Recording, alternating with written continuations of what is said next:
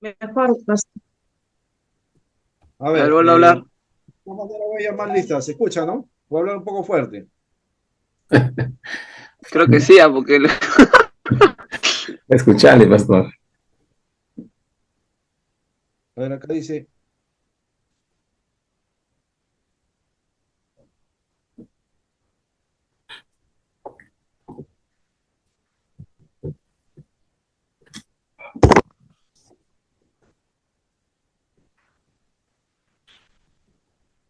es internet. Ya me di cuenta, se congeló. Aló, aló, aló, aló, aló, probando. Sí, ahí estamos, ahí estamos. Ahí Mejor, estamos, ahí ¿no? estamos. mejor, pastor. Sí. Mejor, mejor. ya, listo, Ahí está, ahora sí. ya. Entonces, les dejé una lectura para poderla compartir ahora y sería bueno que la podamos compartir y ir comentando algunas cosas ya de la lectura que les dejé. La lectura era una lectura breve de 12 páginas y tenía que ver con los métodos de interpretación del libro de Apocalipsis, que es lo que vamos a trabajar hoy día un poco, cómo a través de la historia se ha ido desarrollando métodos de interpretación, ¿no?, del libro. Entonces, vamos a ver cómo le fue la lectura y vamos a ir comentando algunas cosas más, ¿ya? ¿Quién quisiera libremente iniciar la... Adi? Sí, pastor. Ya, Adi, coméntanos solo una parte, no todo. Una parte. Bueno, la verdad, La parte, la parte que tú prefieras. voy a hablar entonces del aspecto general, un poquito para entrar en contexto, acerca de los métodos de interpretación del libro de Apocalipsis. Eh, me parece que es como un ensayo, una tarea de algún seminarista que habla acerca de las 4 formas de interpretar Apocalipsis según el doctor Thomas Lea. Ajá, Thomas Lea. Menciona 4 tipos, ¿no? El preterismo, historicismo, futurismo, idealista espiritual y al final da un plus acerca del método ecléctico también.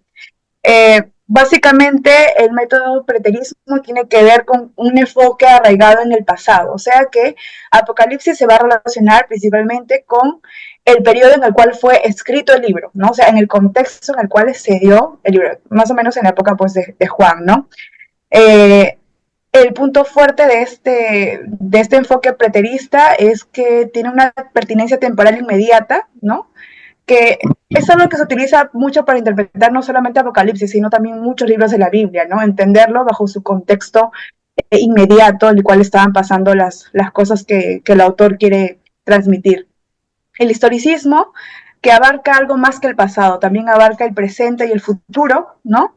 Como punto fuerte es que da un énfasis en la soberanía de Dios a través de los eventos de la historia en la vida pues, del pueblo de Dios y en general de todo el ser humano.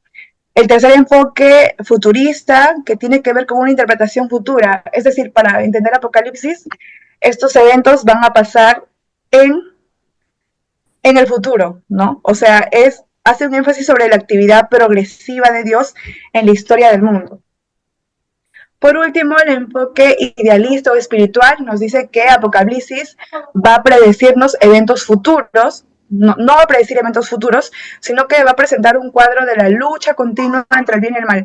Aquí sí me dio un poquito de, digamos que me llamó la atención, ¿no? Porque este enfoque idealista o espiritual va a dar cabida a ciertas teologías que en la actualidad a mí me sonó mucho, ¿no? Por ejemplo, la teología de la liberación, ¿no?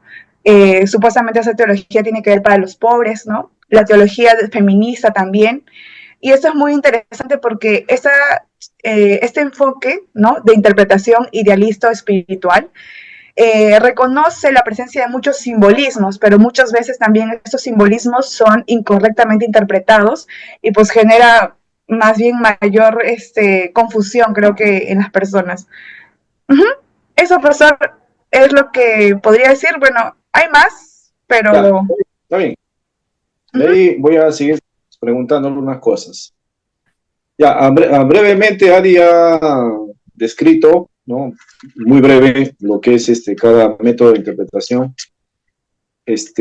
A ver, ¿alguien más Sí, que pastor. quisiera?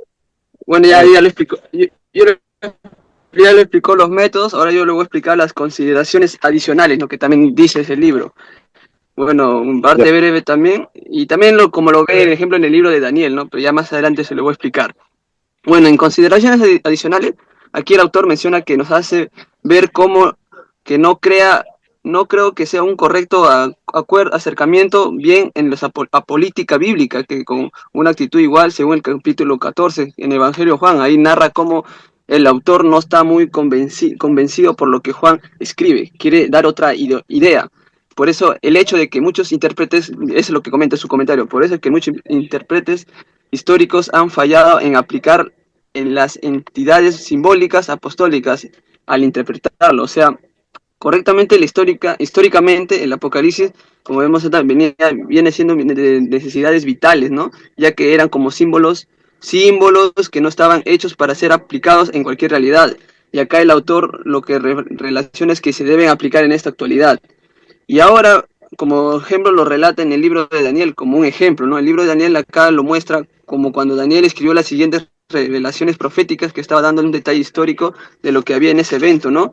Y en base a eso toma algunos ejemplos, como en Génesis, que bien claro lo mencionó uno de los capítulos que recapté, Génesis 12, del 1 a 3, que hablan que fueron ratificadas, muchas veces por el mismo libro. O sea, ahí da una referencia a cómo el hombre viene dando esos mismos ejemplos desde la antigüedad.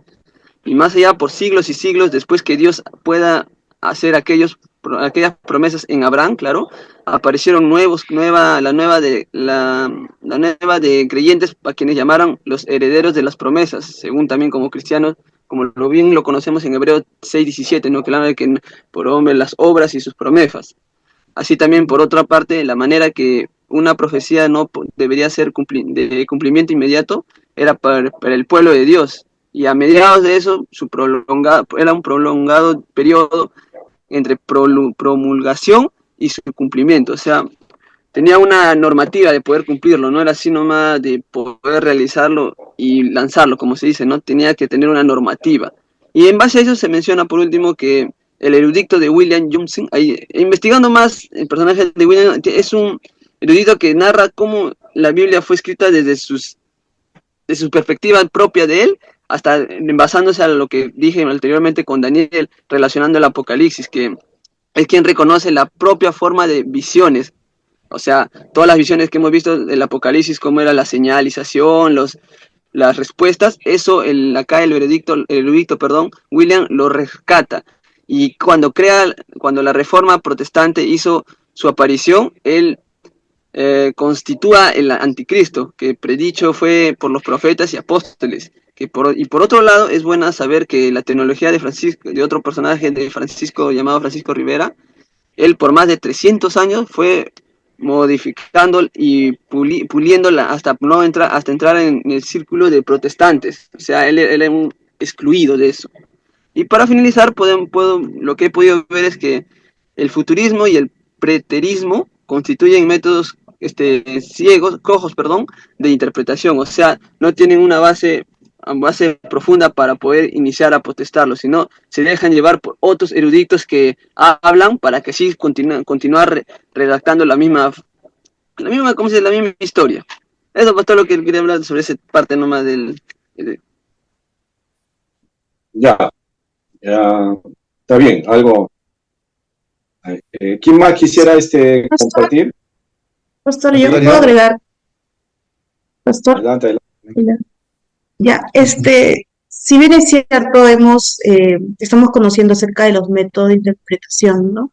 Entonces, una pregunta que me hice, entonces, ¿cuál es el verdadero método de interpretación para Apocalipsis? Aquí en la lectura menciona que nos revela la debilidad en los métodos, ¿no? O sea, cada método tiene también debilidades. Entonces, dice que no es en sí las debilidades del método, ¿no? Sino de los intérpretes que están interpretando el libro de Apocalipsis.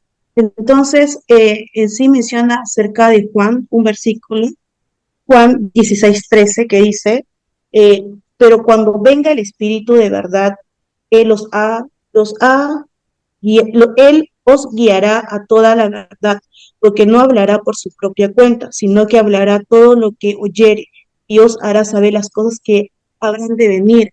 Entonces, en la lectura menciona acerca este versículo, porque estos métodos también menciona la lectura, que son como 5 métodos que también confunden mucho, en lugar de poder darnos una claridad, nos confunden porque cada uno tiene diferente interpretación, ¿no?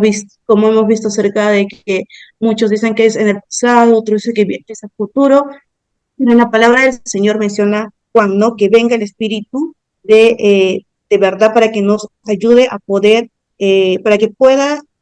para que no hablara por su propia cuenta, sino que hablara que Dios hará saber cuáles son las cosas que vendrán que habrán de venir. Entonces, eso, pastor, con los métodos que nosotros estamos viendo, entonces me inclino también en lo que dice la palabra, ¿no? Que el Espíritu Santo también nos ayudará a poder saber de qué manera debemos interpretar Apocalipsis. Claro, ya, muy bien, perfecto. A Pastor, ver, ¿quién más? Adelante. Pastor, buenas noches. Pastor, buenas noches. Sí, bueno, también quería comentar un poco ya mis compañeros lo han, prácticamente ya han mencionado todo lo que la separato los ha dejado, pero solamente, de alguna manera, algo que pude comprenderle al autor o al escritor que redacta este tema es que él explica esos diferentes métodos, ¿no? Pero al final, en sus conclusiones, él se da cuenta que todos estos métodos, si han sido errados, es porque de alguna manera han tenido una exageración en algo. El preterismo se ha ido demasiado a escribirlo solamente al contexto bíblico, al contexto histórico, el contexto de la Biblia. El futurismo ha intentado explicar que todo es hacia el futuro, y entonces él dice, cuando hay dos extremos, él se enfoca más por el historicismo, ¿no? Él considera de que de repente es así, ¿no? De que en todo caso esto ha sido, se tiene que ver de manera progresiva esto, tanto desde tomando la parte histórica, la parte de Israel, del contexto cultural, el contexto histórico en el que se encontraba, y también hacia el futuro. Y es por eso que él comienza a explicar, ¿no? El ejemplo de Abraham, que dice que Abraham recibió la promesa. Él no, él murió sin ver, pero con la confianza de que un día vendría, ¿no? Dice, si nosotros estuviéramos por el futurismo y dijéramos que hay una profecía que se va a cumplir dentro de 2000 años, entonces, ¿qué estímulo habría, dice él, ¿no? De la gente que lo está escuchando. Entonces, él dice, él lo que dice es, entonces, ¿qué es lo que hace el historicismo? El historicismo es lo que enlaza, mientras que el preterismo está acá y el futurismo está aquí. El historicismo lo que hace es que junta, dice, ¿no? Entonces a él le parece un poco más ideal esa idea, ¿no? Aquello que junta y que conecta. Y lo que sí más bien no me quedó muy en claro fue que el autor, quería hacerle dos preguntas, pastor, en eso justamente. Lo que no me quedó muy en claro es porque él está interpretando en algún momento, está dando algunos ejemplos. Ya está definiendo, él, por ejemplo, acá define que el dragón, dice él, eh, eh, habla acerca del dragón, habla acerca de la mujer y habla acerca de, de otros personajes que aparecen en el Apocalipsis y él le da ya un significado. Acá dice, por ejemplo, el dragón constituye a Satanás, dice él, ¿no? Él dice que la mujer eh, es conocido como el pueblo de Dios. La bestia representa los reinos terrenales, los vientos adecuados los conflictos, los fuertes disturbios. O sea, él está empezando ya a poner el significado a estos símbolos, por un lado. Por otro lado, él menciona que, él dice que fueron los reformadores los que dijeron que el Papa es el anticristo.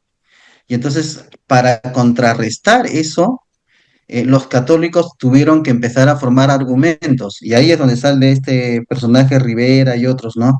Que comienzan a formular enseñanzas para que contrarrestar esa idea. Y al final concluye él, y al final han sido tantas las enseñanzas contrarrestando esta idea de los protestantes, que esos pensamientos han entrado a la iglesia en la actualidad también, dice él, ¿no? Entonces ya ahorita en la iglesia protestante está empezando a tener esas ideas, y es por eso que ya se está juntando de alguna manera teológicamente, está concordando en algunas cosas con la Iglesia Católica, dice, ¿no? Con respecto a esto del Apocalipsis, está concertando.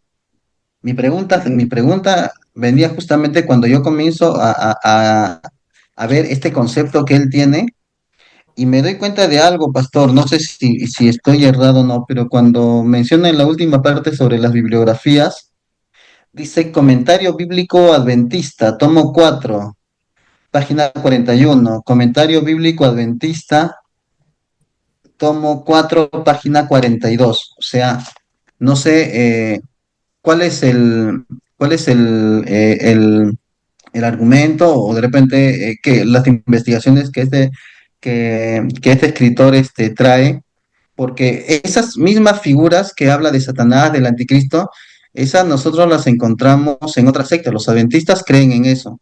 Yo he tenido una hermana, bueno, antes de que sea creyente, cuando era joven nada más, empezó a congregar en una iglesia adventista. La comenzaron a llevar, y justo le comenzaron a llevar, y en esos tiempos en la iglesia se estaba dando justamente esto, la enseñanza del Apocalipsis, y ellos tomaban a eso. Si nosotros abrimos el libro de la Atalaya o Despertar de los Testigos de Jehová, vamos a encontrarnos de la misma manera. Entonces, mi duda quedaba, ¿no? ¿Eran los protestantes los que consideraron eso? Porque él afirma, él dice de que fueron los protestantes los que comenzaron a argumentar que el Papa era el anticristo. Y ahí es donde comienzan ellos a contrarrestar, a decir que no, ¿no?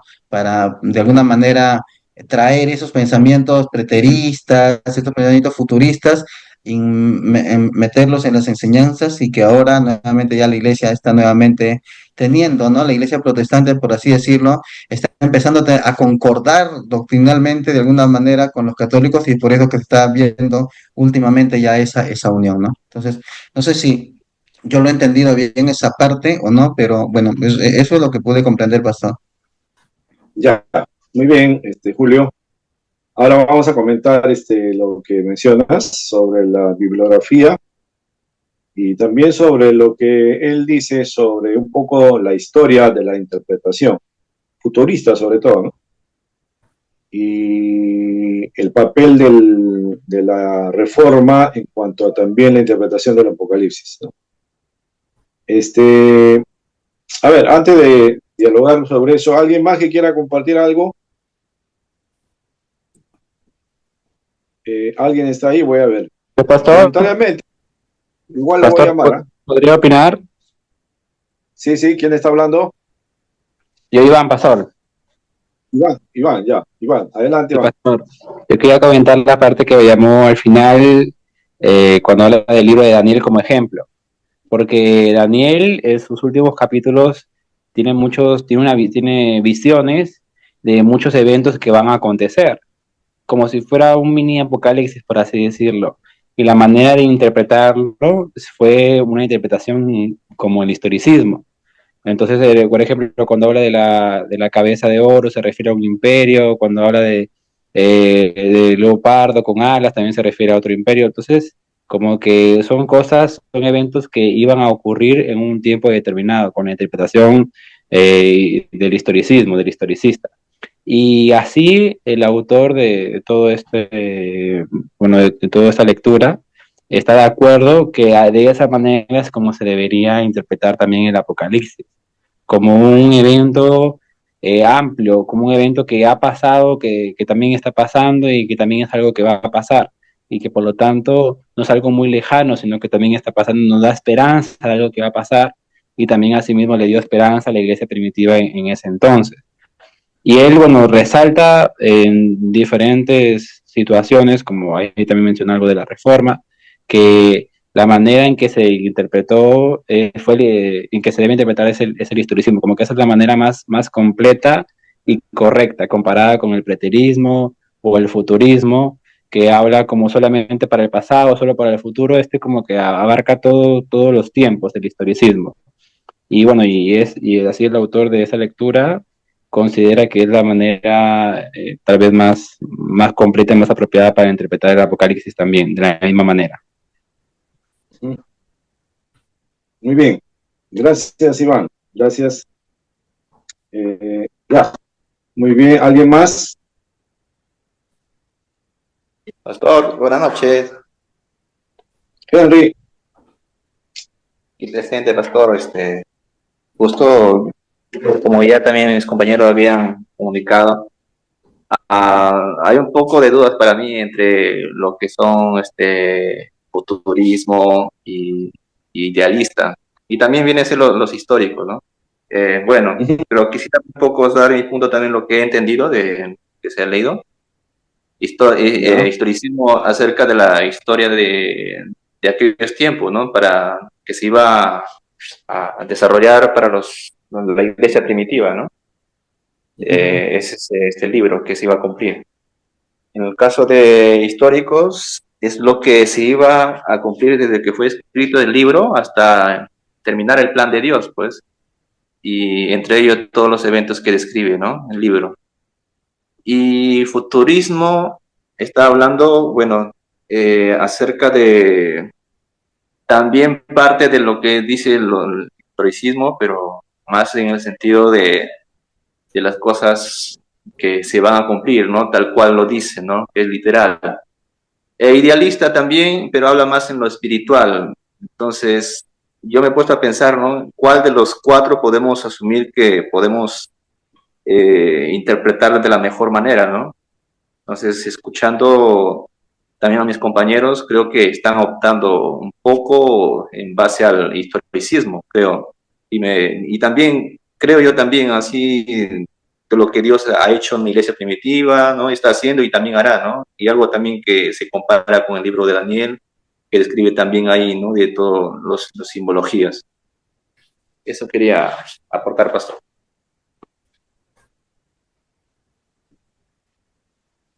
¿Sí me entendió?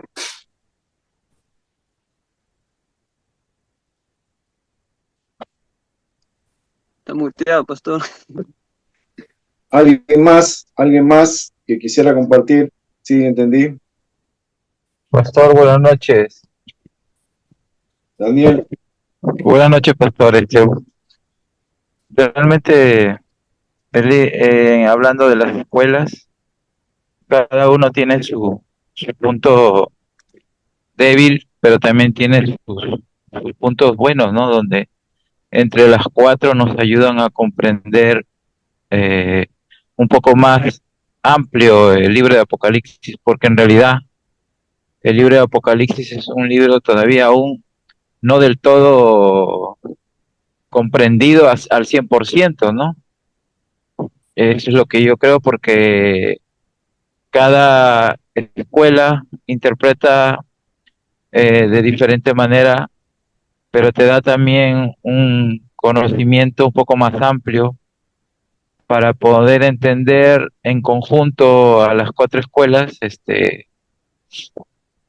un poco lo que quiere decirnos el Señor a través del libro de Apocalipsis. Pero en realidad el libro de Apocalipsis sigue siendo un misterio en el sentido de que no todo al 100% se va a llegar a comprender, ¿no? Pero sí nos va a dar nos va a dar una luz un poco más clara para poder interpretar y no caer en herejías o no caer en engaños, como ya algún compañero mencionó por ahí de un libro católico, ¿no? Que seguro ya más adelante usted nos va a compartir, ¿no? Para no caer en ese tipo de cosas, ¿no? Ya. Muy bien, excelente. A ver, ¿qué más? Buenas noches, pastor. Buenas noches, compañeros. Bueno, quiero dar Entonces, una opinión corta. Quiero dar una opinión corta. Eh, bueno, yo también, no he estudiado mucho acerca de lo que es esta parte escatológica, ¿no? Ahora, hay algo muy importante que debemos aclarar, ¿no? Acerca de nuestra identidad. Y bueno, no he investigado profundamente en el tema sobre los eventos finales, pero lo que sí quiero resaltar es que, de acuerdo a la identidad, todo presbiteriano tiene la postura amilenialista en su gran mayoría, ¿no? Y postmilenialista, ¿no? Entonces, esa es la identidad presbiteriana, ¿no? Bueno, lamentablemente, pues, nuestra iglesia, pues, no es presbiteriana, ¿no? Hay muchos pensamientos todavía que no son presbiterianos. Yo entiendo, con eso no quiero ofenderlos a nadie, sino que esa es nuestra realidad, ¿no? Pero de la iglesia presbiteriana, su identidad en cuanto a la escatología es amilenialista, y también hay un grupo de postmilenialista, ¿no? Y bueno, ¿no? Yo en ese tema, pues, todavía me abstengo qué postura sostengo en cuanto a los eventos futuros, pero lo que sí puedo resaltar es el trabajo académico que hace la Iglesia Reformada, la Iglesia Presbiteriana. Entonces, hay un poco más de confianza, ¿no? En la identidad presbiteriana, porque hay mucho trabajo de por medio, se ha trabajado mucho. Hay mucha reflexión teológica que han aportado muchos presbiterianos para el desarrollo de las posturas, ¿no? Milenialista, postmilenialista. Entonces, bueno, no quiero ser gravoso con eso, no quiero ofender a nadie, pero la identidad presbiteriana es esta, ¿no? Entonces, necesitamos más identidad, necesitamos más teología y estudiar más a profundidad, pues, estos temas, ¿no? Que son muy importantes. Ese es mi aporte, ¿no? Espero que no me malinterpreten. ya, muy bien, listo, excelente. Pastor, Adelante. soy Adi. Sí, Tal Adi, vez por favor. quisiera aclarar algo que justamente mencionó el hermano Julio Cristóbal acerca de por qué el autor mencionó ciertas interpretaciones, ¿no? Bueno, por lo que yo entendí, cuando el autor menciona acerca del dragón, el cordero, los vientos, las bestias, a mí me pareció muy interesante porque el autor hace un contraste de lo que menciona Apocalipsis con el Antiguo Testamento, ¿no? Y él dice que para poder entender tenemos que basarnos también en esos libros, ¿no? Justamente lo que usted ya nos había enseñado en las primeras clases. Y también algo interesante que mencionaron mis compañeros es acerca de cómo es la postura de la Iglesia Católica Romana de la época, ¿no? Cuando en esa época del siglo XVI, los protestantes dijeron que el anticristo era la Iglesia, ¿no? O sea, el papado por todo lo que estaba haciendo. Entonces salen dos personajes que salen a defender la Iglesia Católica, ¿no? Entre ellos primero sale Francisco Rivera, quien él le da otra interpretación, ¿no? Dice que el anticristo es un individuo en el futuro, que va a ser un gobernante impío en Jerusalén, ¿no? Y esto da el nacimiento para precisamente el método futurista. Aún así tenía debilidades, ¿no? Y es por eso que sale otro autor a defender la Iglesia Católica Romana, quien es Luis de Alcázar, y él menciona que el anticristo, ¿no? Ya fue un emperador romano, y él da pues nombres como si fuera Nerón, como si fuera Domiciano, ¿no? Y esto también es lo que da origen a este método preterista. Entonces, eso es lo que quería aclarar, pero sobre todo hay algo con lo cual me quedo en la lectura, que me ha gustado mucho, ¿no? Como usted nos enseñó en la primera clase, Apocalipsis 1:19 es clave para entender el libro de Apocalipsis, que es, Juan mismo dice, ¿no? Las que fueron, las que son y las que han de ser, ¿no? Y esto se compagina mucho con el enfoque precisamente historicista, ¿no? Y es precisamente el autor quien da puntos a favor, mayores puntos a favor acerca de este enfoque, ¿no? Porque trata aspectos del pasado, del presente y del futuro. Quiero citar esta parte que me gustó mucho y la anoté. Dice que el pueblo de Dios no vive en una sola época particular de tiempo, sino que vive en todas las épocas de tiempo, ¿no? Siendo así que la profecía, vista como pasado, presente y futuro, constituye un factor esperanzador, ¿no? O sea, trae esperanza realmente estudiar Apocalipsis, no solamente para los de la época, los que estamos en la tradición y cuando pase Apocalipsis, y cuando suceda. Es un libro que trae esperanza. Gracias, José. Muy bien, ya, muy bien. Gracias, Eddie. A ver, alguien que me hable sobre el método ecléptico que menciona acá también el autor, el método ecléptico. ¿En qué consiste esto? A ver, alguien que no ha participado. A ver, ¿quién está? Voy a ver. Wilson, Roger, Javier también. El método ecléptico, que se menciona acá también, menciona algo del ecléptico. Profesor, buenas. ¿Podría participar? Roger. Sí, profesor, bueno, ya casi todos mis compañeros, básicamente es un enfoque de interpretación donde combina estos elementos de muchos métodos de interpretación que se habían mencionado, mezcla un poco el preterismo, también el historicismo, el futurismo y el idealismo, ¿no? Eso es algo que trata de hacer este método. Su enfoque básicamente es integrar y también busca equilibrar esas diferentes perspectivas que dieron las personas a interpretar el libro del Apocalipsis. Su forma de entender el libro es básicamente se complementan entre sí. Esto incluye el uso de símbolos, es importante el uso de símbolos, que es muy propio del idealismo, ¿no? También abarca mucho la relevancia histórica, que se conecta con el preterismo, la conexión con eventos a lo largo de la historia del pueblo de Dios, y es una propuesta básicamente del historicismo, ¿no? Y las profecías sobre el futuro, según el futurismo. Básicamente es eso lo que trata el método ecléctico, ¿no? Trata de juntar estos 4 tipos de interpretación de Apocalipsis para tratar de hallar una unión entre ellos. Algunas fortalezas que se puede ver con esto es básicamente que cuando tú combinas diferentes enfoques, ofrece un marco más amplio, ¿no? Para una interpretación, y esto puede enriquecer muchas veces la comprensión del texto en sí. Muchas veces cuando se hace esto, se puede abordar el libro de Apocalipsis como múltiples ángulos, ¿no? De tratar de agarrar una interpretación, porque te permite esto, este método. Te da flexibilidad, y bueno, por de cierta forma, como te da tanta flexibilidad y amplitud, muchas veces se puede llegar a errores de interpretación, ¿no? Pero básicamente trata de ello, pastor, trata de mezclar los 4 métodos de interpretación y tratar de hallar una unión entre ellos. Ya, entonces la posibilidad de unir más de un método para dar un alcance mayor de la interpretación. Ya, bien, Roger, gracias. ¿Y quién nos falta? ¿Quién nos falta? Nos falta, ¿quién? Javier. Javier. Sí, pastor, buenas. No lo había descargado, pastor, no me había dado cuenta que había enviado esto.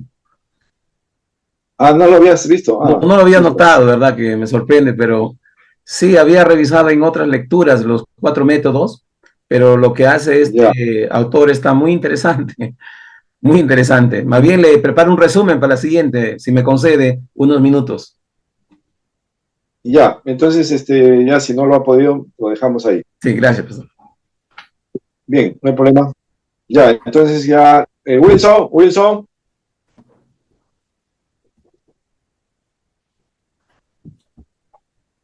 No te escapes, Wilson. Ahí pastor, estaba arreglando mi audio porque está un poco mal y medio a veces que se me va la red también.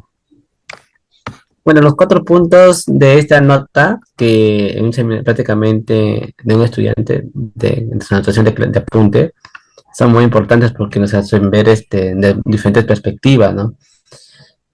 Y siempre, a veces, viendo la manera de interpretación, a veces hay que elegir quizás la correcta y hay que saber que no todo es de manera literal, ¿no? También hay simbólico y hay que aprender a diferenciarlo. Y toda esta anotación es muy importante, bueno, que lo puedo tomar como una herramienta, pues, ¿no? Ya, Wilson, está bien, tu aporte. Hay que leer más, Wilson, ¿no? Vamos a ver ahora la lectura, ¿ya? Sobre las preguntas que hacía Julio Cristóbal. En la parte de la página 5, donde el autor menciona que para entender los símbolos apocalípticos, ¿no? Bueno, Apocalipsis pertenece al género apocalíptico, como hemos visto, ¿no? Y el género apocalíptico tiene las características de ir acompañado con varias simbologías, ¿no? Que representan algo. Es una forma de tratar de mostrar algo de manera encriptada, ¿no? O escondida, ¿no? O con figuras para que los lectores, algunos de los lectores no puedan entender, ¿no? Entonces el Apocalipsis, como pertenece al género literario de la apocalíptica, tiene esa característica, tiene figuras, símbolos, imágenes, ¿no? Visiones, y muchas de ellas están representadas de distintas formas, ¿no? Entonces el autor dice que para poder entender la simbología que aparece en el Apocalipsis, debemos tener en cuenta el siguiente principio, ¿no? Es un principio rector en la interpretación bíblica, ¿no? Que la Biblia se interpreta con la misma Biblia. Ese es un principio rector para cualquier estudiante de hermenéutica, ¿no? Entonces, cuando el estudiante quiere interpretar algo de la Biblia, la primera consulta que tiene que hacer es a la misma Biblia. No puede inmediatamente empezar a desarrollar en su mente ideas sobre lo que está leyendo, ¿no? Porque puede caer en el error de la especulación, ¿no? O la fantasía, ¿no? Entonces, el autor dice que cuidado, ¿no? Apocalipsis, por ser un libro lleno de símbolos, se debe guiar los símbolos a encontrar su respuesta en la misma Biblia. Y ahí pone los ejemplos, que quisiera verlo con usted, algunos ejemplos que él pone. En el Apocalipsis capítulo 12, a ver, vamos al Apocalipsis capítulo 12, versículo 7 al 9, ¿no? ¿Quién puede leer el Apocalipsis? Tiene su Biblia, ¿no? Saque su Biblia, si no la tiene, sáquela, ¿no? 12, del 7 al 9. Sí, 12, 7 al 9. Ya, dice así. Después hubo una gran batalla en el cielo. Miel y sus ángeles lucharon contra el dragón, y luchaban el dragón y sus ángeles, pero no prevalecieron, ni se halló ya lugar para ellos en el cielo. Y fue lanzado fuera el gran dragón, la serpiente antigua, que se llama Diablo y Satanás, el cual engaña al mundo entero, fue arrojado a la tierra, y sus ángeles fueron arrojados con él. Hasta el 10. Así es, ¿no? Sí, Entonces, al 9 oyendo nomás. gran voz en el cielo que decía. Al 9 nomás. Ah, ya, correcto. Entonces acá hay una figura del dragón, ¿no? El dragón, que aparece en el Apocalipsis, ¿no? Y ese dragón, ¿no? Es un símbolo. No es un dragón literal, que echa fuego por la boca, nada de ese simbológico, ¿no? No es eso.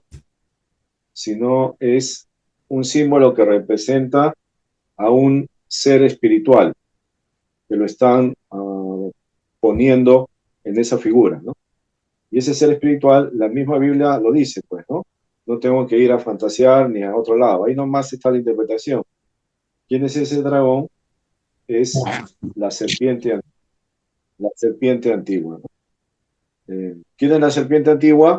Es el que aparece en el libro de Génesis, ¿no? Cuando se introduce la creación y tienta a Eva para que coma del árbol prohibido. Esa es la serpiente antigua. Y también es el diablo. Es el otro nombre que se le da a la serpiente antigua. Y Satanás, ¿no? Entonces, este ser espiritual tiene un símbolo dentro del Apocalipsis. es el dragón.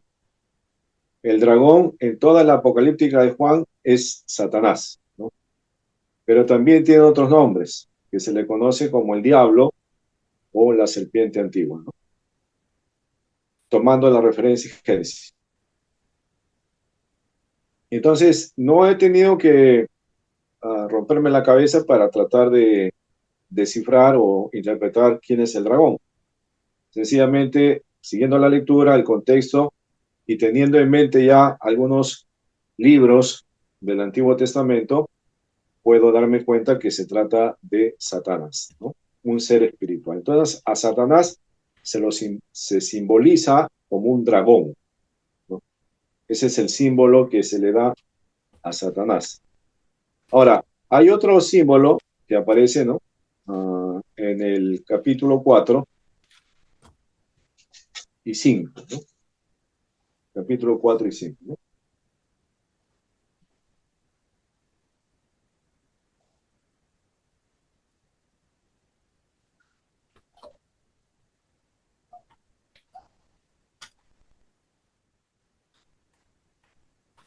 A ver, vamos a leer este segundo símbolo, ¿no? Que aparece en el capítulo 4 y 5, ¿no? Vamos directamente al verso, ¿ya? Capítulo 5, versículo 6. A ver, ¿quién puede leer? Apocalipsis 5, versículo 6. Amén, pastor. Dice, y miré y vi que en medio del trono y de los 4 seres vivientes y en medio de los ancianos estaba en pie un cordero como inmolado, que tenía 7 cuernos y 7 ojos, los cuales son los 7 espíritus de Dios enviados por la tierra. Ya. Entonces, acá aparece otra figura, ¿no? Un cordero. Un cordero que estaba como inmolado, ¿no? Aparece en la visión del trono de Dios.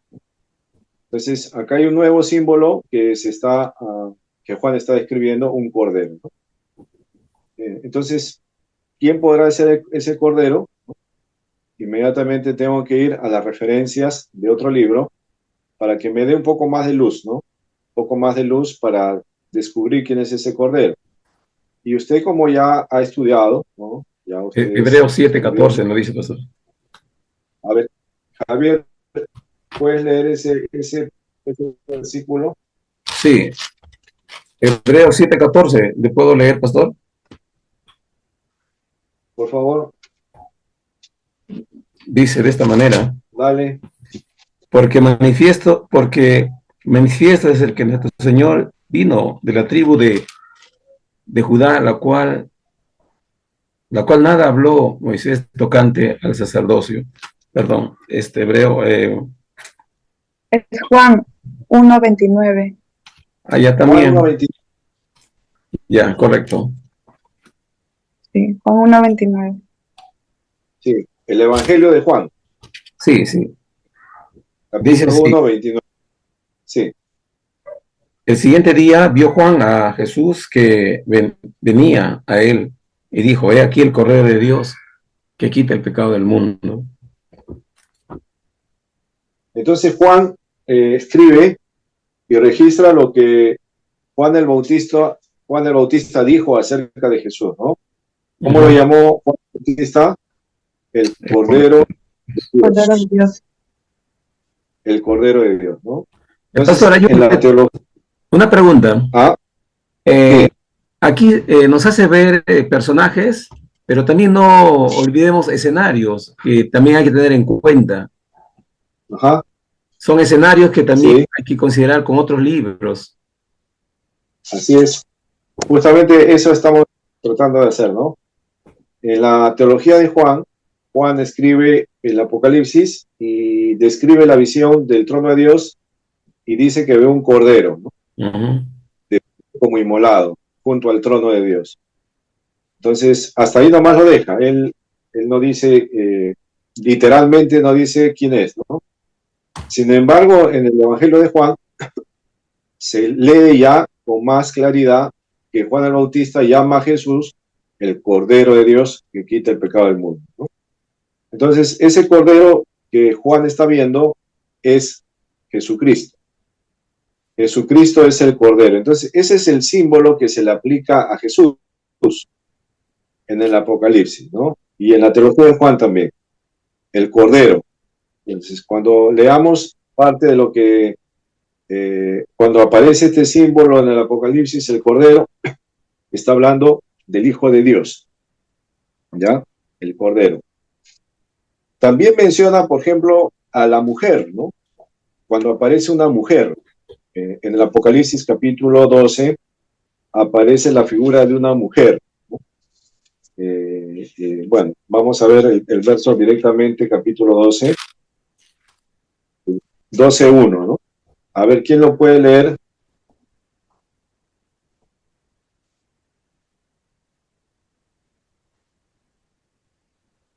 Apocalipsis 12:1. Amén. Apareció en la gran Vale. señal una mujer vestida de sol, con la luna debajo de sus pies y sobre su cabeza una corona de 12 estrellas. Ya, entonces acá aparece otra figura, otro símbolo, una mujer. Juan ve una mujer, ¿no? Vestida de sol, con la luna debajo de sus pies y sobre su cabeza una corona de 12 estrellas, ¿no? Es una imagen, un símbolo que Juan ve en la visión, ¿no? Aparece una mujer, ¿no? Entonces, la mujer, en la visión del Apocalipsis, representa algo, ¿no? Entonces, ¿cómo yo puedo identificar a quién representa la mujer? En el caso del capítulo 12, ¿no? Sencillamente tengo que contrastar, ¿no?, la idea o el símbolo que aparece ahí, comparándolo con algunos momentos del Antiguo Testamento donde aparece también la figura de una mujer, ¿no? Entonces, cotidianamente o frecuentemente en el Antiguo Testamento aparece la figura de una mujer representando al pueblo de Dios, ¿no? En Génesis, creo que ya lo revisamos la clase pasada, aparece esta figura en el sueño de José, ¿no? Aparece la figura en el sueño de José, ¿no? Entonces, la mujer en el contexto del Antiguo Testamento es el pueblo de Dios, comúnmente, ¿no? Y ahora Juan está usando ese mismo símbolo para describir algo, ¿no? La mujer en el sueño, en la visión de Juan, también representa al pueblo de Dios, ¿no? Entonces, ¿qué estamos haciendo? Estamos haciendo simplemente la tarea de ver las imágenes, los símbolos que Juan está mostrando y buscar en la misma Biblia, en este caso en el Antiguo Testamento, Pastor, la descripción. Sí. perdón. En el capítulo 12 que hemos leído, versículo 1, dice la mujer, pero más abajo en el versículo 2, aclara un poco la figura y dice, y estando encinta, clamaba con dolores de parto, dice, ¿no? Pero ya en el versículo 5 del mismo capítulo 12, aclara y dio a luz, dice, un hijo varón, que regirá con vara de hierro a todas las naciones, y su hijo fue arrebatado, dice, para Dios y para su trono. ¿A quién se refiere eso? No es a la iglesia, sino al pueblo de Israel, del cual viene la salvación. Así es, aunque pareciera que se está refiriendo a una mujer literal, ¿no? Porque dice, había una mujer que estaba clamando con dolores de parto, hasta el versículo 5, aparentemente está mostrando eso, ¿no? Aparentemente, ¿no? Está mostrando eso. Pero el versículo 6, y el versículo 6 ya como que aclara mejor que no es una mujer literal, ¿no? Sino es el pueblo. Fíjate qué dice el versículo 6, ¿no? Y la mujer huyó al desierto, donde tiene lugar preparado por Dios para que allí la sustente por 1260 días. Entonces ya no es de una mujer literal, ¿no? Sino tomando las descripciones del Antiguo Testamento, se está refiriendo a su pueblo. Y el pueblo, en situaciones de peligro, ¿no?, siempre ha sido llevado al desierto, ¿no? Recordemos nomás, pues, lo que hizo el Señor cuando sacó al pueblo de Israel de Egipto, ¿no? ¿A dónde se lo llevó? Al desierto, ¿no? El lugar de protección de Dios, ¿no? Es el lugar donde Dios protege a su pueblo, sustenta a su pueblo, ¿no? Cuida, guía a su pueblo, ¿no? Entonces, la mujer definitivamente, siendo honestos a la interpretación, no podría ser una mujer literal, ¿no? En este caso no podría ser la madre de Jesús, ¿no? María no podría encajar en esa interpretación, siendo honestos, pues, ¿no? Si fuera así, lo aceptaríamos, pues, ¿no? ¿Qué problema tenemos? Pues sí, si es así, lo aceptamos, pues, ¿no? No hay problema. Pero la Biblia no dice, pues, ¿no? O sea, no quisiera ser deshonesto a tratar de forzar algo para tener mi propio dogma, ¿no? Porque si no ya se convierte en una doctrina de hombre, ¿no? Ya no se convierte en una doctrina bíblica, ¿no? Entonces, siendo honestos, la mujer definitivamente en todo el contexto del Antiguo Testamento representa al pueblo de Dios, ¿no? La mujer, la esposa también representa al pueblo de Dios, ¿no? Bien, también él menciona sobre las bestias. Creo que también hicimos ese paralelo, ¿no? Pastor, antes que pase a las Sí. bestias, podría preguntarle si cuando menciona también a la mujer en Proverbios, ¿también se refiere al pueblo de Dios? Hay en el capítulo 5, 6, en el capítulo... léelo para ver si es, Ya, creo si que en es algunos al no, pueblo pero en o algunos sí. Por ejemplo, en el capítulo 5 A habla ver. acerca de la amonestación contra la impureza y habla acerca de la mujer extraña, porque los labios de la mujer extraña destilan miel y su paladar es más blando que el aceite. Luego... no, es otro. esa es una mujer. Habla de una Esa mujer es una como mujer tal, ¿no? Literal. Ah, ya, porque también habla acerca de la mujer ajena, la mujer ramera, la mala mujer. Ese sí es Pero... mujer literal. Exacto. Ah, ya, pues. Mayormente el término de mujer está dentro de las narraciones de los profetas, ¿no? Los profetas describen a Israel siempre como una mujer. También como la esposa, ¿no? También la describen así, ¿no? Jeremías, por ejemplo, habla de Judá, del pueblo de Dios, como una mujer, ¿no? Y Israel, el reino del norte, también la describe como su hermana. Toma figuras de mujer para describir al pueblo, ¿no? Eso sí es verdad. Pero lo de Proverbios es una mujer, son instrucciones que deja Salomón para que su hijo se cuide justamente de ese tipo de mujeres, ¿no? Como deben hacer todos los jóvenes acá presentes, ¿no? Cuidarse de ese tipo de mujeres. Amén. Sí. No mirar a la mujer extraña, la mujer ajena, ¿no? Ya. Mirar a las mujeres del pueblo de Dios, pues, ¿no? Dentro del pueblo están las mujeres de Dios, ¿no? Nadie está buscando mujeres en Facebook, ¿no? Por favor. Ya, entonces, las bestias en Daniel también tienen una representación en el Antiguo Testamento, perdón, las bestias en el Antiguo Testamento, en el Apocalipsis, tienen su representación e interpretación en Daniel, ¿no? Eso sí lo vimos, ¿no? Juan ve en el capítulo 13 de Apocalipsis una bestia que sube del mar, ¿no? La bestia que sube del mar, y esta bestia tenía una característica bastante horrenda, ¿no? Fea, ¿no? Y la describe cómo era, ¿no? Entonces, hasta ahí, la imagen de la bestia no nos da mayor luz, ¿no? Solamente se ve como un ser, pues, grotesco, temeroso, ¿no? Espantoso, ¿no? Pero si vamos a Daniel, donde también se da la misma visión o la misma imagen, símbolo, vamos a ver que Daniel hace la interpretación, a Daniel le interpretan la imagen que está viendo, ¿no? Y en Daniel se le dice en capítulo 7, en el versículo 12, si usted es ágil con la Biblia, ¿no?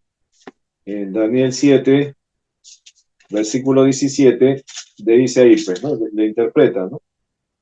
Dice, estas 4 grandes bestias son 4 reyes que se han levantado en la tierra, ¿no? Entonces, ya la interpretación de la bestia está en Daniel, ¿no? Entonces yo leo en Apocalipsis, bestia, aparece en el capítulo 13 la bestia, Daniel ya me lo interpreta. Es un reino, ¿no? Un reino que va a aparecer. ¿Y de dónde sale? ¿De dónde sale? Del mar. Entonces el mar también, el mar o las aguas, el mar, las aguas, representa el gobierno humano, a los pueblos, las naciones, ¿no? Representa el mar, las aguas, ¿no? Entonces, esta bestia que aparece en el capítulo 13 representa, pues, que del mundo, del gobierno humano, de los pueblos, de las naciones, va a aparecer un rey, un reinado poderoso, ¿no? Y las características que le describe Juan en el capítulo 13 de la bestia, pues son características de un ser bastante fuerte, temeroso, ¿no? Aparece ahí entonces la figura de la bestia y el mar, siempre que aparece el mar o las aguas, representa naciones, pueblos, ¿no? Ahora, fíjese que este detalle es muy importante, ¿no? En el capítulo, al final ya, cuando Juan ve las últimas visiones, al final, ¿no? Ya cuando ve los cielos nuevos y la tierra nueva, cuando ya la historia de la humanidad ya llegó a su final. Sí. Perdón.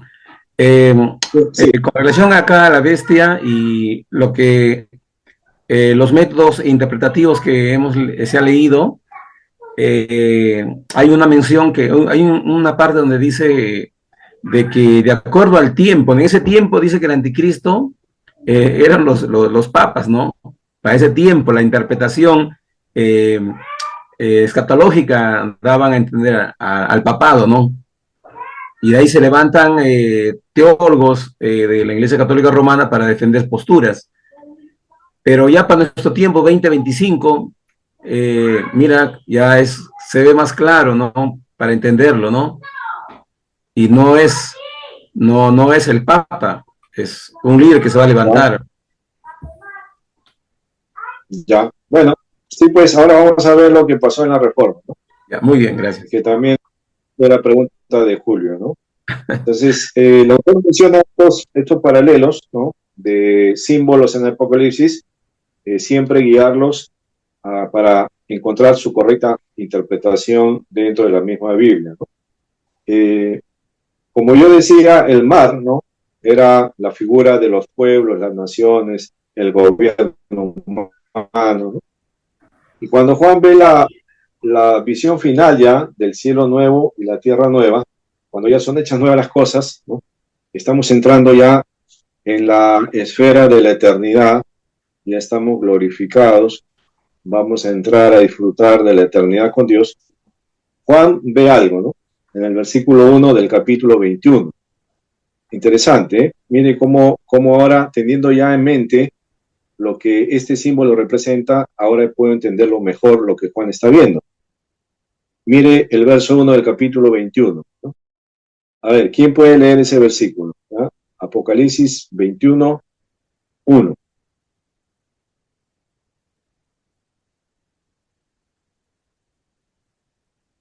¿Hay alguien en casa? Yo, pastor. Ya, me voy, ya no estoy. Con el micro apagado. Ah, ya. Dale, Astrid. 21:1, ¿verdad? Sí. Sí. Dice, vi un cielo nuevo y una tierra nueva, porque el primer cielo y la primera tierra pasaron, y el mar ya no existe más. Ajá, tú misma, Astrid, ¿ya? Tú misma. ¿Qué cosa está viendo Juan?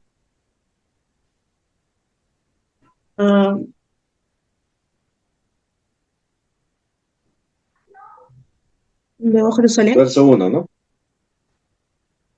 No, ahí no dice nada de Jerusalén. Dime lo que dice nomás el verso. Un nuevo cielo y una nueva tierra. Excelente, está viendo un cielo nuevo y una tierra nueva. Mira, continúa. Porque el primer cielo y la primera porque el primer cielo y la primera tierra pasaron. Ya no hay más. Y el ya no hay más, exacto. ¿No hay más? Al final, Y el mar ya no existe más. acá aparece el mar nuevamente, el mar. Y recuerdas que el mar simboliza el gobierno del hombre, las naciones, los Naciones y el pueblos pueblo. dominados por el hombre. Ujú. ¿No? Naciones, pueblos dominados por el hombre, el gobierno humano, ¿no? Entonces Juan está viendo que el cielo y la tierra vieja ya no están, ya no existen. Y ahora ve un cielo nuevo y una tierra nueva, pero ve algo más, que el mar ya no existía más. Entonces yo cuando estaba en mis comienzos, ¿no? Yo en mis comienzos estudiando, leyendo la Biblia, leí este pasaje y yo creé en mi mente una fantasía, ¿no? Lógicamente porque no entendía los métodos de interpretación del Apocalipsis, ¿no? Entonces creé en mi mente la idea de que cuando venga el Señor y nos dé un cielo nuevo y una tierra nueva, literalmente ya no va a haber mar, ¿no? Ya no va a haber mar. O sea, no va a haber playa ni el océano, nada. Porque ahí dice, pues, ¿no? El mar ya no existía. Sin embargo, ya después me di cuenta que no se está refiriendo al mar literal, ¿no? Se está refiriendo a que en el cielo nuevo y en la tierra nueva, ¿qué cosa no va a haber? El gobierno del hombre. Ya no va a haber el gobierno humano, sino el que va a gobernar y va a estar ahí es Dios mismo. Y lo describe más adelante, ¿no? En el versículo 3, ¿no? Del capítulo 21, ¿no?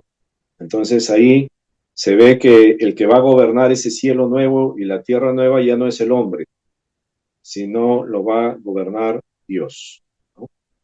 Por eso el mar ya no estaba más. Muy bien, entonces, para ir acabando ya esta parte de los símbolos que el autor menciona, también menciona un detalle más, ¿no? Por ejemplo, hay un pasaje en el Apocalipsis 8:8, ¿no? Vamos a ver, Apocalipsis 8:8.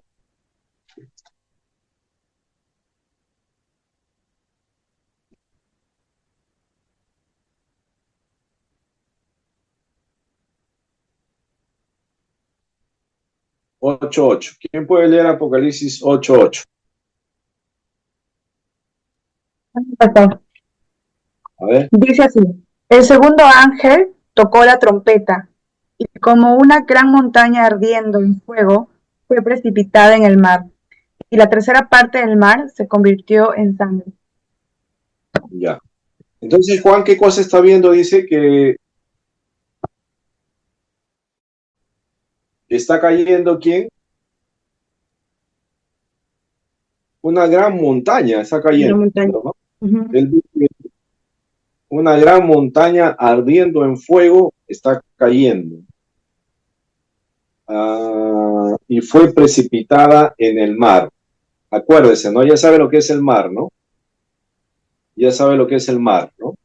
Y aparentemente, si lo tomamos literal, no simbólico, podría ser que una montaña ardiendo en fuego, ¿qué imagen sería esa? Una montaña que cae del cielo con fuego y ¡boom! Se estrella contra el mar, ¿no? Podría ser de repente un meteorito gigante, ¿no? Que entra en la atmósfera de la Tierra y ¡boom! Se va hasta el mar, ¿no? Y la tercera parte del mar se convirtió en sangre, ¿no? Entonces, fíjese, ¿no? Pareciera literalmente que podría ser eso, ¿no? Pero ahora en mente yo tengo ya pues un poquito más de cosas que me ayudan. Ya sé qué cosa es el mar, ¿no? El mar es el gobierno humano. Entonces me faltaría buscar pistas o luz para saber qué es una gran montaña ardiendo, ¿no? ¿Qué simbolizaría esa gran montaña ardiendo? Entonces, el autor menciona, por ejemplo, que podemos encontrar ayudas en Jeremías 51:25. Jeremías 51:25, ¿no? Entonces, ¿qué dice Jeremías? Vamos a Jeremías, ¿no? Tomando el principio de interpretación, ¿no? La Biblia se interpreta con la misma Biblia. A ver, Ari, ¿qué dice? Dice: he aquí, yo estoy contra ti, oh monte destruidor, dice Jehová, que destruiste toda la tierra, y extenderé mi mano contra ti, y te haré rodar de las peñas, y te reduciré a monte quemado. ¿Ya? Entonces acá está Jeremías explicando, ¿no? Que el Señor está contra alguien que le llama monte destruidor, ¿no? Y que fue el que destruyó la tierra. Y el Señor extenderá su mano contra él y hará rodar, o la hará caer de las peñas y la reducirá a un monte quemado. Entonces, fíjate la idea de Jeremías, ¿no? Está indicando que el poder, ¿no? Político, militar, ¿no? Va a ser destruido o va a caer, ¿no? Un poder político, militar va a caer, va a fracasar, ¿no? Por eso Juan, tomando la idea de Jeremías, ve que esa montaña que cae del cielo ardiendo, ¿no? Es probablemente un poder político que va a caer, va a ser derrotado, ¿no? Y en su derrota aparece la figura de la sangre, que también es otro símbolo que vamos a verlo en las trompetas, ¿ya? Cuando veamos el estudio de las trompetas, ¿no? La sangre se convierte en sangre, ¿no? Eso tiene que ver con las plagas de Egipto, ¿no? Usted recuerda la plaga de Egipto, ¿no? Una de las plagas que llegó a Egipto fue que Aarón tocó las aguas del río Nilo y se convirtieron en sangre, ¿no? ¿Con qué finalidad lo hizo?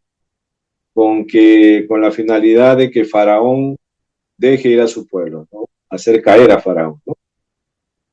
Y acá la imagen se repite, ¿no? Una montaña ardiendo que simboliza un poder político, militar, está cayendo, ¿no? Y en su caída va a ocasionar algo, ¿no? Que va a ocasionar que el mar se tiña de sangre, ¿no? Bien, hasta ahí se aclaró la pregunta de Julio Cristóbal, ¿no? ¿Por qué es que el autor estaba haciendo sus paralelos con el Antiguo Testamento, ¿no? Justamente esa es Sí, la tarea que le corresponde a usted, ¿no? bueno, sí, Siempre pastor. tratar de la, sí, el estudio de esta manera es el ideal, es el correcto, ¿no? Ahora, la otra pregunta de Cristóbal era sobre la reforma, ¿no? Que se dio en el siglo XVI y que en el estudio del Apocalipsis de los reformadores se traía a luz, ¿no? En la interpretación de que el anticristo que se menciona en el capítulo 13, bueno, que no es el anticristo en la literal, acá no menciona literalmente anticristo en el capítulo 13, sino lo menciona como la bestia, ¿no? Esta bestia que aparece es en la interpretación de la Reforma Protestante, era ¿cómo se llama? El Papa, ¿no? El Papa era la bestia, ¿no? Que se aparece en el capítulo 13, ¿no? En la interpretación de los reformadores. Un ataque directo a la Iglesia Católica Romana a través del estudio de los reformadores hacia el gobierno del papado. Entonces, eso fue un ataque directo, ¿no? El Papa es el anticristo, ¿no? Es la bestia, ¿no? Ahora, tomando los datos, ¿no? Tomando los datos que arroja el estudio del Apocalipsis en ese tiempo, ¿no? Como bien lo decía no sé quién comentó sobre el método historicista, ¿no? En ese tiempo de la historia, los datos o las circunstancias que acompañaban a los eventos de ese momento coincidían, pues, casi directamente con lo que estaba ocurriendo en el papado, ¿no? Por eso es que el personaje que más se acercaba a la bestia del Apocalipsis justamente era el Papa, ¿no? Y ellos lo atacaban directamente a él, ¿no? que él era, ¿no? Porque las características de ese momento, ¿no?, señalaban a él, ¿no? Y las descripciones que se daban en el Apocalipsis también apuntaban a él, ¿no? A la época, ¿no, pastor? Por ejemplo, por la época del tiempo de la Reforma. Por ejemplo, ¿no? Vamos a ver ya algunos pasajes, ¿no?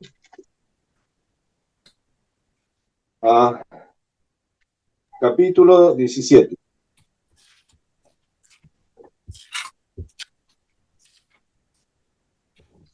El Papa y el Vaticano, ¿eh? Era el gobierno del Papa, ¿no? Ahora, fíjate, capítulo 17, verso 1, ¿no? Remontes un poquito al tiempo de la Reforma. Le voy a dar un contexto histórico, ¿ya? Para que más o menos pueda encajar lo que vamos a leer, ¿no? Porque de repente usted no conoce bien el contexto histórico del tiempo de la Reforma y de la Iglesia Católica Romana en ese momento, ¿no?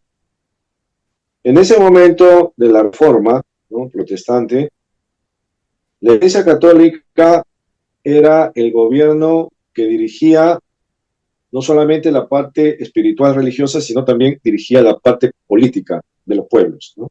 Era el que ponía reyes y quitaba reyes, ¿no?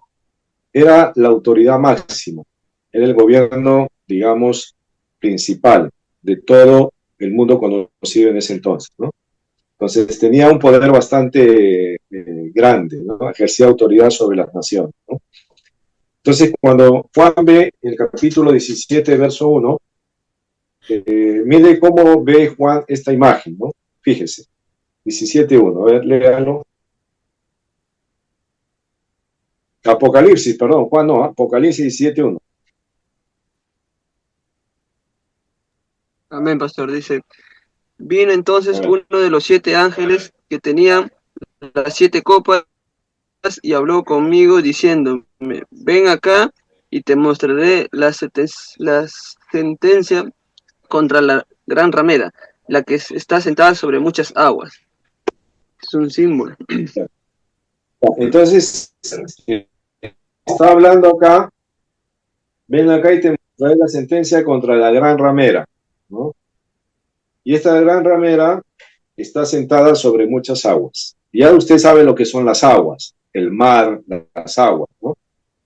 ¿Qué son las aguas? Son los gobiernos, los pueblos, las naciones, ¿no? Y esta mujer está sentada sobre esas aguas, está como encima de ellas, ¿no? Entonces, la figura que está viendo Juan es un gobierno que lo describe como una ramera por la infidelidad, ¿no?, que ha tenido esta mujer, y que está sentada sobre muchas naciones, ¿no? Está como ejerciendo control sobre muchas naciones, ¿no? Y ahora verso 2, ¿no? Dice, sigue Cristian, el verso 2 también, ¿ya?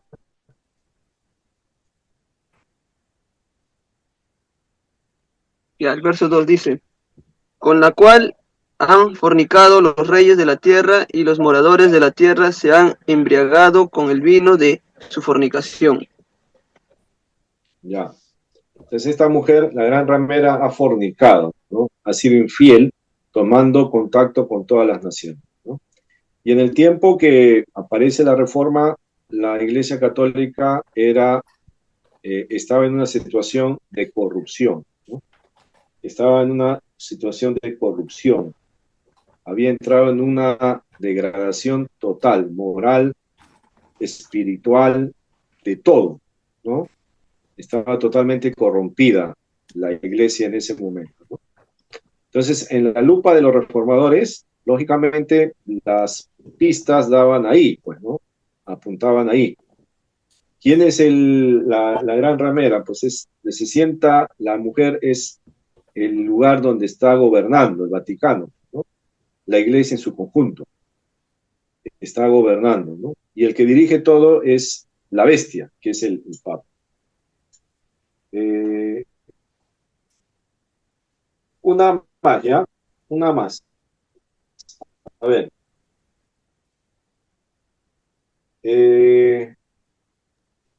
Pastor, disculpe, ¿qué iglesia dijo? Que se me entrecortó esa parte. ¿En Verso iglesia? 7. ¿Y la iglesia qué dijo en el verso 2? Disculpe. La iglesia Católica Romana en el tiempo de la Reforma estaba en esa situación de infidelidad, de corrupción, de degenere, ¿no? Por eso es que los reformadores estaban mirando al papado como la bestia, ¿no? Y la gran ramera como el sistema religioso, ¿no? Ahora, fíjese el 7, verso 7. 17:7, ¿eh? Sí, 17:7 o 7:7. 17:7. Y el ángel me dijo, ¿por qué te asombras? Yo te diré el misterio de la mujer y de la bestia que la trae, la cual tiene las 7 cabezas y los 10 cuernos. Ya, siga, por favor. Ya. La bestia que has visto era y no es, y está para subir del abismo e ir a perdición. Y los moradores de la tierra, aquellos cuyos nombres no están escritos desde la fundación del mundo en el libro de la vida, se asombrarán viendo la bestia que era y no es y será. Y el 9, el último. Esto para la mente que tenga sabiduría. Las 7 cabezas son 7 montes sobre los cuales se sienta la mujer, y son 7 reyes. Ya, ahí nada más, ahí nada más. Mira cómo Juan deja ahí la pista, ¿no? Este es para la mente que tenga sabiduría. ¿Dónde se sienta la mujer? Se sienta sobre 7 montes. La mujer se sienta sobre 7 montes. Y la ciudad de Roma está justamente encima de 7 colinas. Entonces, por eso le digo, todas las circunstancias que encontraron toda la simbología que encontraron los reformadores de la ciudad de Apocalipsis apuntaban pues a Roma, al Vaticano y al Papa, y al sistema religioso. Por eso concluyeron que el papado y el papa era todo este conjunto de maldades, ¿no? La bestia, la gran ramera, la gran Babilonia, todo. Ahora, ustedes saben que cuando hubo la reforma, bueno, este es el método que ellos aplicaron, el método historicista, ¿no? Encontrar en la historia lo que representa las visiones de Juan, ¿no?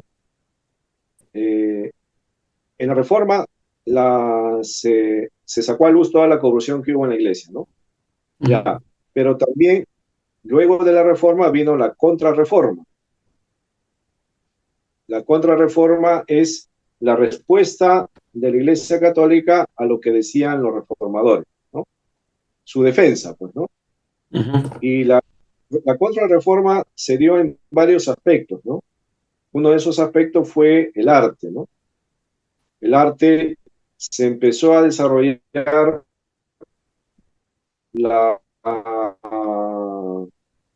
la representación artística de diferentes escenas de los evangelios, sobre todo de las figuras icónicas de la fe católica en lienzo, ¿no?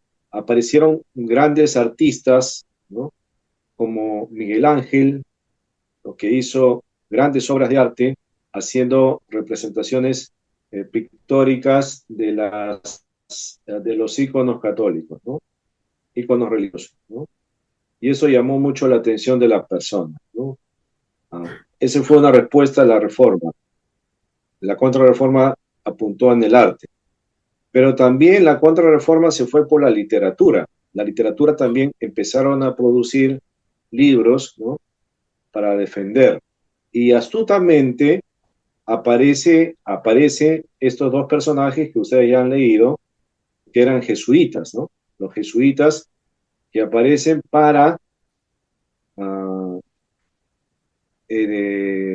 aparecen con la finalidad de que no sea acreditado lo que los reformadores decían sobre la figura del anticristo dirigida al Papa.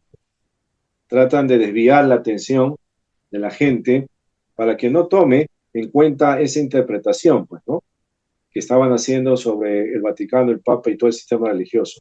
Y estos dos personajes aparecen haciendo una propuesta de interpretación y hacen y formulan y diseñan lo que sería hoy el método de interpretación futurista, el que ya mencionó, creo, ustedes, ¿no?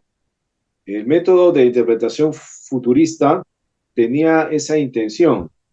Es la intención de desviar la atención de lo que la Reforma estaba haciendo en relación al Papa como anticristo, ¿no?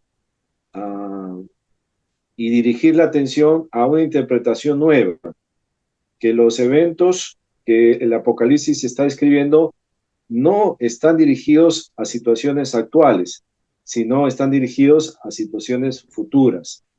Entonces el Papa no puede ser el anticristo, sino va a ser un personaje que va a aparecer al final de los tiempos, ¿no?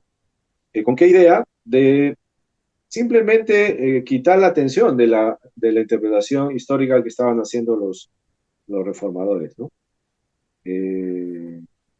Y tuvieron, dice, gran acogida, ¿no?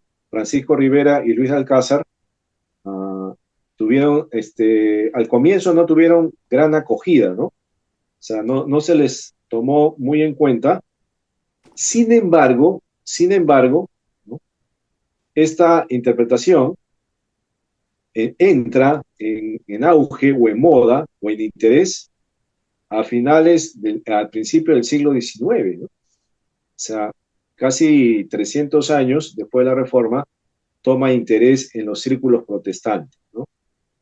Y la empiezan a introducir como un método de interpretación, ¿no? Y lamentablemente se ha hecho el más difundido a través de todas las corrientes evangélicas que hay, ¿no? Entonces, cuando usted habla con las personas sobre el Apocalipsis, y es más, ¿no? Si usted quiere, hable con personas en su congregación que de repente han leído un poco, ¿no? Y díganles qué piensa del Apocalipsis, ¿no? Y la mayoría, lamentablemente, está con la mente de la interpretación futurista, ¿no? Pensando de que todos los eventos se van a dar en su mayor parte al final, ¿no? Y que el anticristo es un evento que va a aparecer al final de los tiempos, ¿no? Entonces, todo lo direccionan por ahí, ¿no? Entonces, y no saben quiénes fueron los que diseñaron esa interpretación, ¿no? Ese método de interpretación. No fue la corriente reformadora, ¿no? La que desarrolló ese método de interpretación fueron los jesuitas, ¿no? Con la intención justamente de quitar la atención, pues, ¿no? Y como es un método de interpretación bastante atractivo, fantasioso, ¿no? Y usted sabe que a las personas les gusta pues todo lo que es la especulación, la fantasía, la ciencia ficción, las cosas un poco extrañas, ¿no? Le llama la atención, pues, ¿no? Todas esas cosas, entonces ha llegado a ser bastante acogida, ¿no? Pero ahí está, pues, ¿no? El autor menciona eso, ¿no? La historia de la interpretación futurista, ¿no? Muy bien, Julio Cristóbal, entonces, ya respondimos tus dos preguntas, ¿no? Sobre las figuras simbólicas. Sí, justo, bueno, sí, Julio, dime. Sí, estaba leyendo justamente en la hoja y bueno, gracias de todas maneras por esa explicación, ¿no? Es cierto lo que dice, ¿no? La Biblia se explica a sí misma. Ahora, lo que me quedaba, lo que me quedaba sin duda era los símbolos que la Biblia lo explica, las demás sectas también lo han adoptado.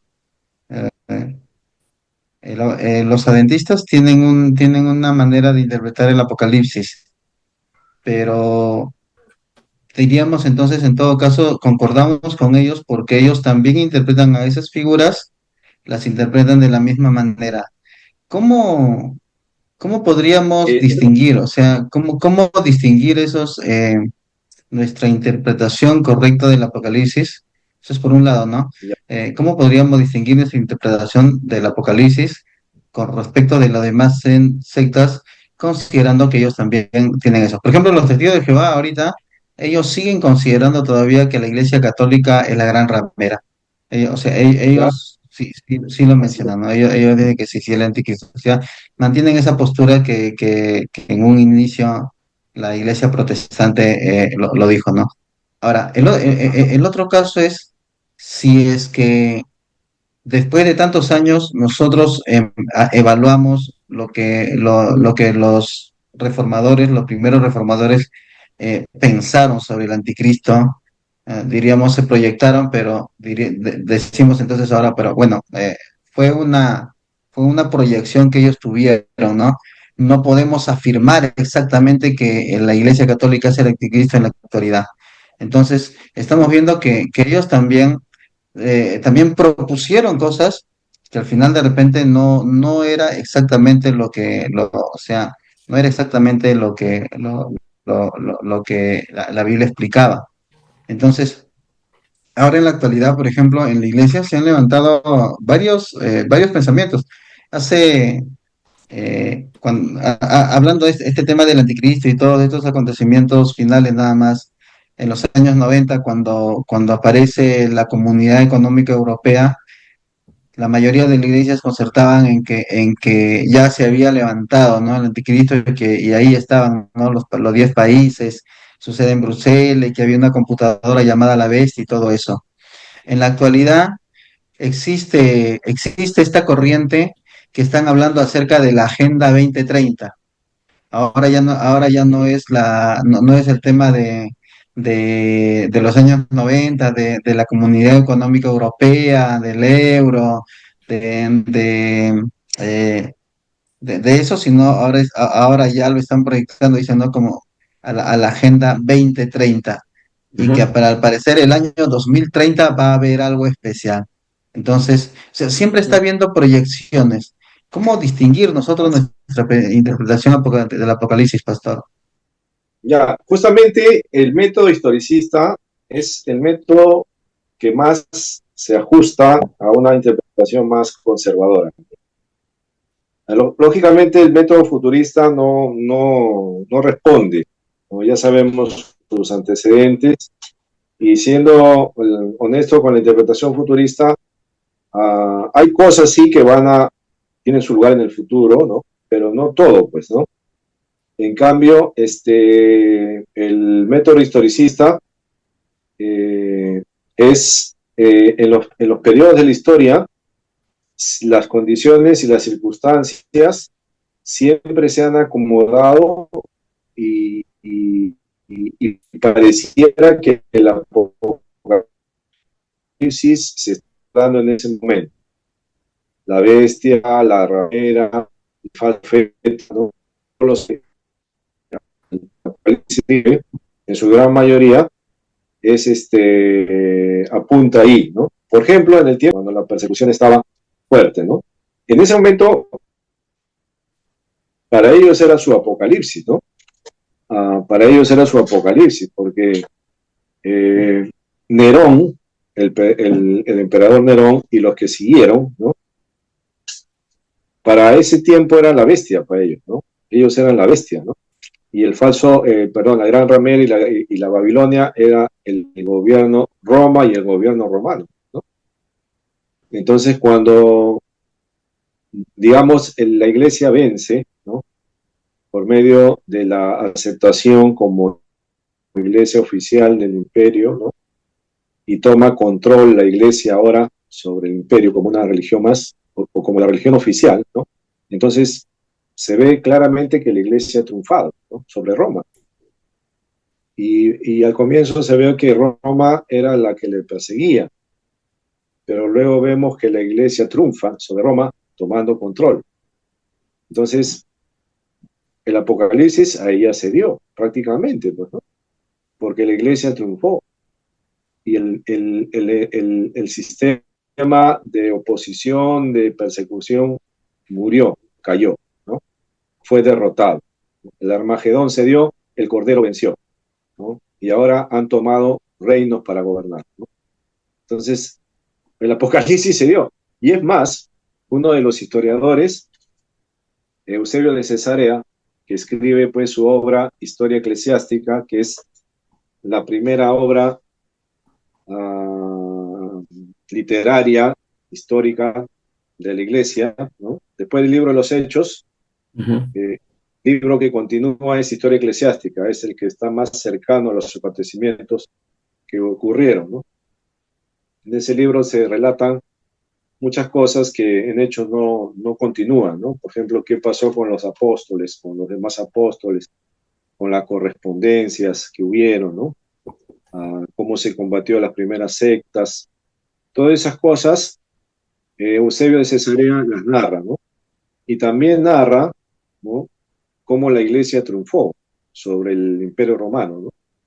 Tanto es así que prácticamente Eusebio de Cesarea pues lo elogiaba bastante a Constantino, ¿no? Como un emisario de Dios lo llamaba, ¿no? Porque Constantino abrió las puertas para que la iglesia empiece su triunfo, ¿no? Entonces, en la pluma de Eusebio de Cesarea ya la iglesia había vencido, ¿no? Ya estaban ahora gobernando y reinando. Y así fue, pues. Así fue, ¿no? Porque la iglesia militar de Roma y tomó el control. Hasta la Edad Media, casi finales de Edad Media, la iglesia controló el mundo. Ponía reyes, quitaba reyes y gobernaba todo. Tenía el poder absoluto. Entonces ya, en ese tiempo el Apocalipsis ya pues se dio, pues para los primeros cristianos. Por eso que la escuela preterista indica de que los eventos del Apocalipsis tuvieron su lugar en el pasado, justamente en el tiempo de los primeros siglos de la iglesia, ¿no? Y que solo está pendiente el retorno de Cristo, ¿no? La historia preterista, ¿no? Pues, ¿no? Que no solamente se terminó la historia humana con la caída de Roma, ¿no? Sino que la historia continúa hasta hoy, ¿no? Y en cada momento de la historia aparecen las circunstancias, los eventos, los personajes que corresponden a lo que el Apocalipsis está diciendo, ¿no? Entonces, por eso apuntan a eso, ¿no? En el caso de la Reforma apuntaba al Papa y al Vaticano. Ahora, en estos tiempos, ¿no?, como Julio menciona, aparecieron otras circunstancias, otras cosas, otras condiciones, y ya el ente se está yendo para allá, ¿no? A tratar de identificar. Entonces, siendo honesto, yo creo que la mejor interpretación que uno puede dar al Apocalipsis es teniendo eso en cuenta, ¿no? El método historicista también, sin negar algunas cosas finales que van a acontecer, ¿no? Que todavía no han acontecido, ¿no? Como el retorno de Cristo, la entrada a los cielos nuevos, la tierra nueva, ¿no? La eternidad y todo eso, ¿no? El juicio final, ¿no? Todas esas cosas todavía no se han dado, ¿no? Entonces, siendo honestos, habría que entender así el Apocalipsis, ¿no? Considerando las visiones, las imágenes, los símbolos, con mucho cuidado, ¿no? Por ahí va más o menos, ¿no?, el enfoque que podría. Ahora, la literatura que ha leído ahora de este autor, ¿no?, es un teólogo, ¿no? Es un teólogo que hace este ensayo. Ahora, como teólogo, un teólogo consulta siempre varios autores, ¿no? No solamente de su línea de denominación, sino también consulta a otros teólogos de otras líneas, ¿no? Por ejemplo, hay personajes católicos que consultan, ¿no?, sobre estos temas, para encontrar un poco lo que también se piensa ahí, pues, ¿no? Por ejemplo, los católicos romanos, su escatología es futurista, ¿no? Justamente para defender el otro lado, es futurista, ¿no? Entonces, pero él toma lo que ellos comentan también para citarlo, ¿no?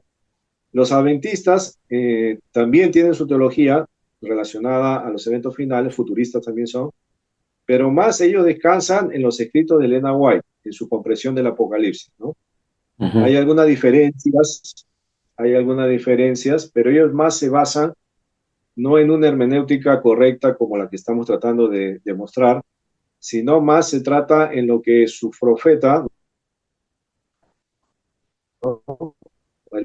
Elena White, dice el Apocalipsis, ¿no? Entonces, la base no es bíblica 100%, ¿no? Es lo que autora de sus libros dice, ¿no? Y cómo lo trabaja parte que dice su teología, ¿no? Entonces, ningún testigo de Jehová puede hacer teología sin estar sobre la base de eso, ¿no? Tienen que empezar en esa base, ¿no? No pueden salirse de eso, ¿no? Interesante porque los 144.000 de los testigos de Jehová dice que ellos son 144.000 literalmente, ¿eh? Literalmente. Son 144.000 personas literales que están en la tierra, que van a salir de la tierra. Y que, ¿sabes qué? Cuando tú vas a sus reuniones, yo en un tiempo estuve investigándoles, ¿no? Siempre me dio la interés de investigarlo, me fui a congregar con ellos un poco para ver, pues, ¿no? Y en la Santa Cena, ¿no? Fui a la Santa Cena, entonces estaban pasando el pan y la copa, y yo quiero servirme, pues, ¿no? Y no me dejaron servir, ¿no? Me dijo, no, no, no. Yo le digo, ¿por qué no? Le digo, no, es que esto es para los 144.000 sellados, me dice. ¿Sí?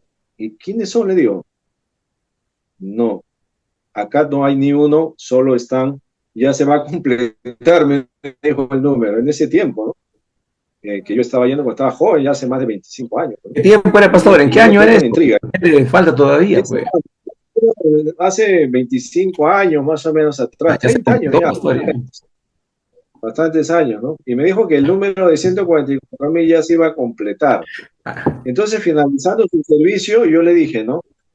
Oiga, pero ¿cómo usted sabe que uno es sellado? Porque yo le puedo decir que yo también soy uno de los 144.000, ¿no? ¿Cómo sabe usted que no soy? No, eso lo determina el gobierno, el gobierno central. O sea, como sucede, pues, ¿no? ¿Y qué? Entonces, ¿ustedes no toman cena? No, me dice, nosotros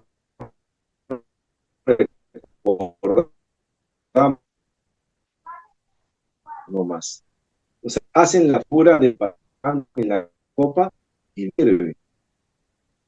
Mira, está la herejía. Nadie se sirve, pasa nomás, lo miran, recuerdan y nadie come, nadie participa.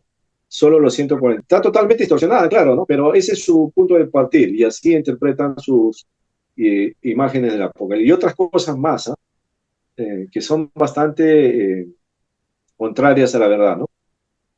Y los mormones, peor, pues, ¿no? Los mormones ya es ciencia ficción al 100%, ¿no? Pero ahí está, ¿no? Bien, vamos a tomar un descanso ahorita, ya va a ser las 9. Nos hemos pasado el largo, casi 2 horas. Y regresamos en 10 minutos, más o menos. Tome su cafecito, su gaseosita, no sé, su tecito. Y volvemos en 10, 12 minutos para continuar un poco con la lectura de vida, del Apocalipsis. Bien, descansamos un rato.